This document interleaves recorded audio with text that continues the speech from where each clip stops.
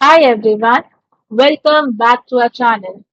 Today in this video, we are going to see how to install Kensington Docking Station, easy setup, driver install and troubleshooting guide. Step Step 1. Power the docking station. First connect the provided AC power adapter to the back of your Kensington dock.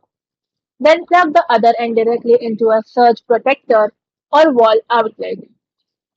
Step 2. Connect your monitor. Now plug your monitors into the video output ports, HDMI, DisplayPort or USB-C, present on the back of the dock. Step 3. Attach the peripherals. Now plug your USB devices such as your keyboard, mouse and webcam into the available USB-A or USB-C ports on the dock. And if the dock has an Ethernet port, you can also connect your wired internet at this time. Step 4. Connect to your laptop. Now connect the primary USB-C or Thunderbolt cable from the dock to the designated host port on your laptop. This single cable will transmit data, send video feeds to your monitors, and even charge your laptop. Step 5. Install drivers and configure displays. For drivers, for Windows 10/11 and any recent Mac OS versions, the necessary drivers usually download automatically.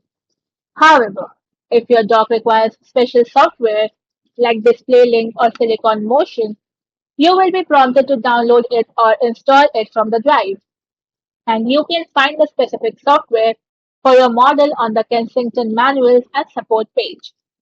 For display settings, once the screens are detected, simply go to your laptop's display settings, System Settings on Mac or Settings, then System and then Display on Windows.